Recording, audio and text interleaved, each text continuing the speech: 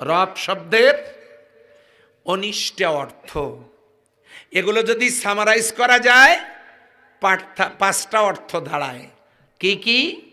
1 স্রষ্টা, 2 রিজিক দাতা, 3 মাবুদ, 4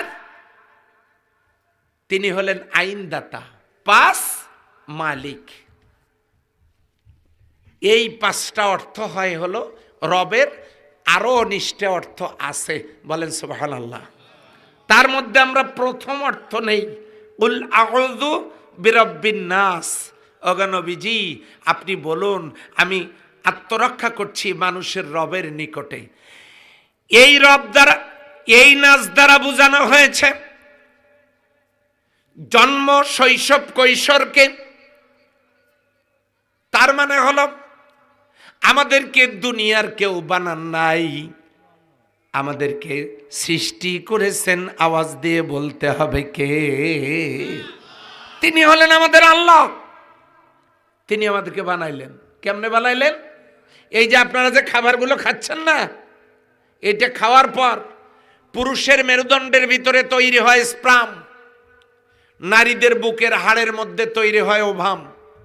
স্পার্ম আর ওভাম এই দুইটা একখানে করলে সায়েন্সের ভাষায় হয় জাইগট, কোরআনের ভাষায় হয় নুতফা, বাংলায় হয় শুক্রকীট।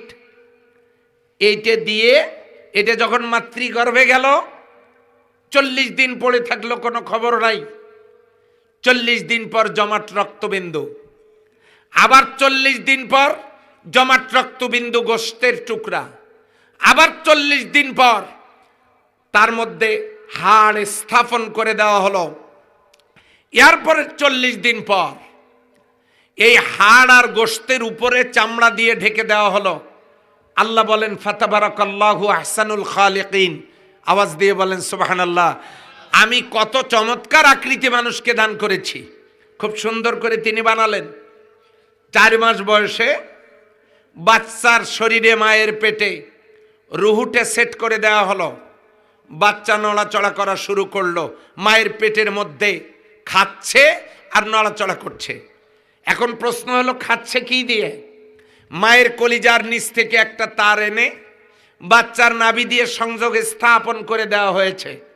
Food value, calorie, vitamin, protein, medicine সব মায়ের শরীর থেকে বাচ্চার শরীরে আসতে থাকলো। বাচ্চার নাভি দিয়ে খাবার আসতে থাকলো, বাচ্চা সেখানে নড়াচড়া করতে থাকলো। মায়ের শরীরের খাবার সন্তানের শরীরে আসতে থাকলো। ক্রমান্বয়ে বাচ্চা বড় হলো। আল্লাহু আকবার। কালকে বাচ্চা বড় হলো, দুনিয়াতে আসার যখন সময় হলো, সুম্মা নুখরিজুকুম তিফলা, আল্লাহ এটাকে তেফেল বাচ্চা আকারে বের করলেন। জোরে বলেন সুবহানাল্লাহ। মায়ের কলিজার নিচের তার ছিঁড়ে আমরা দুনিয়াতে আসলাম। মায়ের পেটে থাকতে না হয় ওই স্যালাইনের তার দিয়ে নাভি দিয়ে খাইছি। দুনিয়াতে এসে কি খাবো, ভাষা কি? কোন ছেলে দুনিয়াতে আসার পর মিছিল করছে নাকি আমাকে সকাল সন্ধ্যা ঠিক মতো দুধ খাওয়াতে হবে, এরকম মিছিল করছে নাকি? মুখের মধ্যে দিয়েছে ভাষা, কান্না। এইটা হলো রিমোট। আর ডিভাইস সেট করে দেওয়া আছে মায়ের কলিজায়। এখন বাচ্চা, ছোট্ট বাচ্চা যখন কান্না করে, মা দৌড় দিয়ে এসে বাচ্চাকে খাওয়াবে। কোথা থেকে খাওয়াবে? মায়ের স্তনের দুধের বাটে, যেখান থেকে আমরা দুধ পান করেছি। ওই দুধ পানের জায়গায় একটা ছিদ্র দিলেই চলতো, কিন্তু কোনো অসুস্থতার কারণে ওই ছিদ্রটা যদি বন্ধ হয়ে যায় বাচ্চা দুধ পাবে না। এই কারণে ওই মায়ের স্তন থেকে দুধ পান করা জায়গাটার ভিতরে আমার আল্লাহ তাআলা 32টা ছিদ্রের ব্যবস্থা করে দিয়েছেন। দুধ পান করে করে বাচ্চা আস্তে আস্তে আস্তে আস্তে করে বড় হতে থাকলো। এরপরে এই বাচ্চা 2 বছর পর যখন মায়ের দুধ ছাড়বে, এবারে কি খাবে? দরখাস্ত করা লাগে নাই। আল্লাহ মুখের মধ্যে ছোট্ট ছোট্ট দাঁত দিয়েছেন যাতে বাড়তি খাবার খেতে পারে। বাচ্চা বড় হলো, আরো বেশি ভারী খাবারের প্রয়োজন। কি দিয়ে খাবে? ছোট দাঁতগুলো ফালায় দিয়া। আপনাদের তো পড়ে নাই মনে হয়, পড়ছে?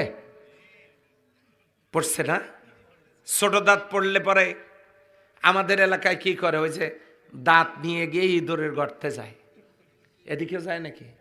ইঁদুরের গর্তে গিয়ে বলে আমারটা তুই নে, তোরটা আমাক দে। আচ্ছা, আপনার দাঁত আপনি ইঁদুরকে দিলেন, ভালো কথা দেন, কিন্তু চাইলেন কাঠটা? ইঁদুরেরটা। এই দোয়া যদি কবুল হয় আর ওই দাঁত যদি মুখের মধ্যে লাগে, তাহলে ইঁদুর যেমন অন্যের ধান, অন্যের গম, অন্যের জমির আলু নিজের মনে করে ওর বাড়িতে নিয়ে যায়, ওই দোয়ার বরকতে ইঁদুরের দাঁত যদি মুখে লাগে, তাহলে সেও জনগণের টাকা, জনগণের গম, চাল, ভিজিএফ কাঠ, কাবি খা, খাবি খা। তারপরে তারা বিধবা ভাতা, বয়স্ক ভাতা, এগুলো ওই ইঁদুরের মতো জন্মের খাওয়া খাবে। কথা বলেন ঠিক কিনা?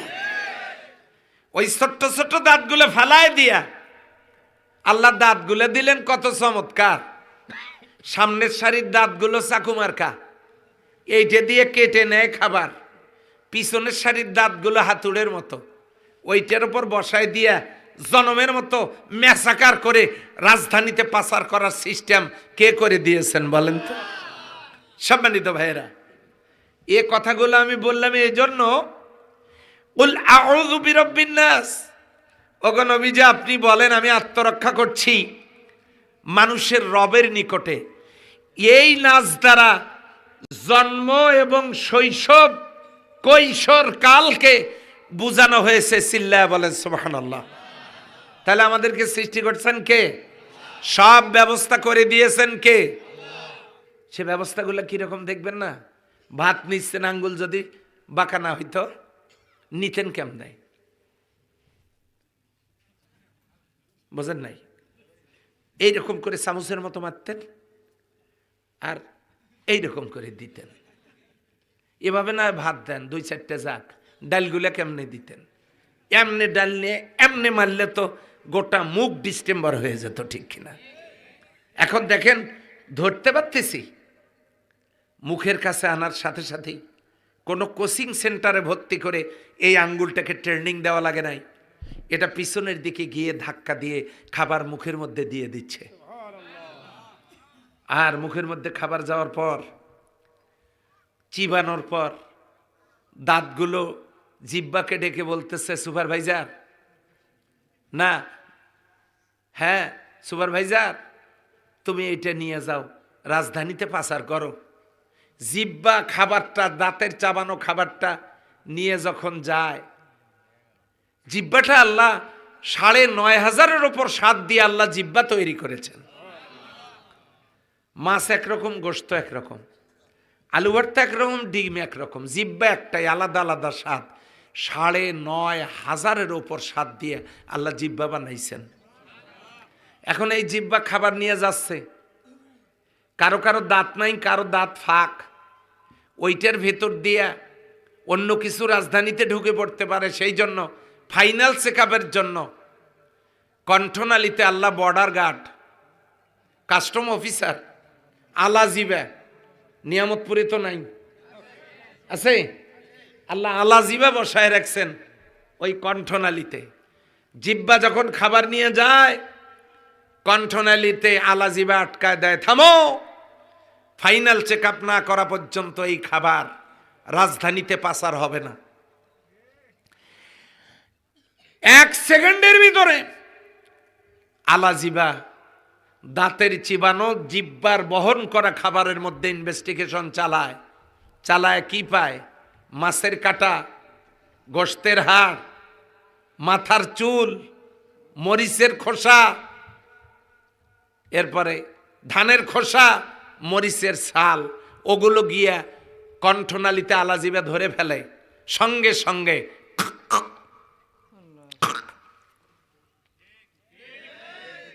বোঝে না, নিয়ামতপুর বোঝে না, বুঝবে কেমনে? এই এলাকার রাস্তা যত সোজা আমি দেখছি আজকে।